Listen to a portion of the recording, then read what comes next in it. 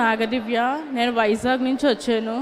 నాకు పెళ్ళయ్యి 5 సంవత్సరాలు అయింది. పెళ్ళైన 3 నెలలకే గర్భం దాల్చాను, కానీ సెకండ్ మంత్లో అబోర్షన్ అయిపోయింది. మళ్ళీ సంవత్సరానికి మళ్ళీ ప్రెగ్నెన్సీ వచ్చింది, అది కూడా సెకండ్ మంత్లో అబోర్షన్ అయిపోయింది. మళ్ళీ సంవత్సరానికి 3 సంవత్సరాలకి నాకు 3 గర్భాలు వచ్చినాయి, కానీ ఏదీ నిలవల.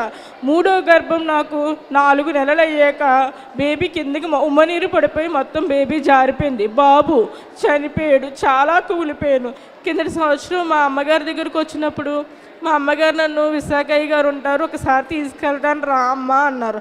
అమ్మ నేను రానమ్మా, ఎన్నో పూజలు చేశాను, ఎన్నో తిరిగాను, నాకు బిడ్డలే పుట్టట్లేదు, నేను రాను, నాకు నమ్మకం లేదంటే మా అమ్మగారు నన్ను ఇక్కడ తీసుకొచ్చారు. కిందటి సంవత్సరం వచ్చి ప్రార్థన చేయించుకుని విశాఖయ్య గారు మా అమ్మగారు తీసుకొచ్చి ఇలా 3 గర్భాలు పోయినాయి, మా అమ్మకి గర్భధారణ కావాలండి అని ప్రార్థన చేయిస్తే నాకు విశాఖయ్య గారు నోట్లో తైలం వేసి గర్భఫలం రావడానికి ఫలం ఇచ్చారు. అది నేను తిని నేను వెంటనే వెళ్ళిపోయాను, వైజాగ్ వెళ్ళిపోయాను. వైజాగ్ వెళ్ళిన తర్వాత నాకు మళ్ళీ డేట్ రాలా, నేను గర్భం దాల్చాను. అది కూడా నాకు గర్భం వచ్చిన చాలా ఇబ్బందులు పడ్డా. 2వ నెలలో బ్లీడింగ్ అయిపోయింది.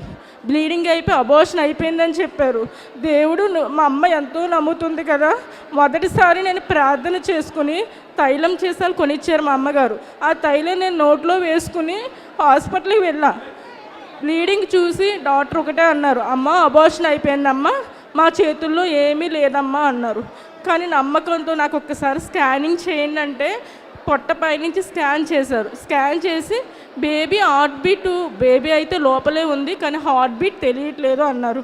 లోపల నుంచి స్కాన్ చేస్తే అమ్మ హార్ట్ బీట్ ఉంది, వెంటనే మీరు హాస్పిటల్లో అడ్మిట్ అయిపోండి అమ్మ అన్నారు. నేను 1 నెల రోజులు హాస్పిటల్లో అడ్మిట్ అయి ఉన్నాను.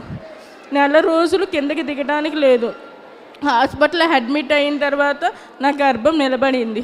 మళ్ళీ నాకు 5వ నెల వచ్చిన తర్వాత టిఫా స్కాన్ చేయించుకుంటాకి వెళ్ళాను. టిఫా స్కాన్ చేయించుకున్నప్పుడు డాక్టర్ ఒకటే అన్నారు, బేబీ కిందకి వచ్చేసినట్టుంది, కానీ బేబీ బతుకుతుందో లేదో కూడా మేము చెప్పలేమన్నారు. ఫోన్ చేయగానే మా అమ్మగారు ప్రార్థన చేసుకుని నాకు తైలం చేసాలు తీసుకొచ్చి నా నోట్లో వేసి నాకు ప్రార్థన చేశారు. ప్రార్థన చేయగానే 3వ రోజు నాకు మళ్ళీ స్కానింగ్ తీయగానే డాక్టర్ ఏమన్నారు, ఇడిపోయిన కుట్లు అతుక్కుని ఉన్నాయి, కిందకు వచ్చిన బేబీ కూడా పైకి వెళ్ళిపోయిందని వచ్చి. నేను నిజంగా దేవుడు ఆ రోజే నేను నమ్మాను. ఇడిపోయిన కుట్లు మళ్ళీ అతుక్కోవడం ఏంటి, కిందకు వచ్చిన బేబీ మళ్ళీ పైకి వెనక్కి వెళ్ళిపోవడం ఏంటి అని నేను దేవుని అప్పుడే నమ్మడం ప్రారంభించాను. అలా కుట్లేసిన ఇడిపోయిన 3 నెలలు నన్ను కింద ఏ రోజు డెలివరీ అవుతుందో చెప్పలేమన్నారు, బేబీ బతుకుతుందో లేదో కూడా చెప్పమన్నారు. 3 అబోర్షన్స్ అయిపోయినాయి. నరక యాతన పడ్డా. పిల్లల కోసం చాలా ఇది చేశాను. నేను నిజంగా దేవుడు నువ్వు ఉన్నావు అనుకుంటే కనుక నాకు నా బిడ్డనిస్తే నేను నమ్ముకుంటాను అన్నాను. నువ్వు మహిమగల దేవుడు అని నమ్ముతాను, లేకపోతే నువ్వు కూడా నాకు లేవని అనుకుంటాను అనుకున్నా. నవంబర్ 24న అందమైన బేబీ పుట్టింది.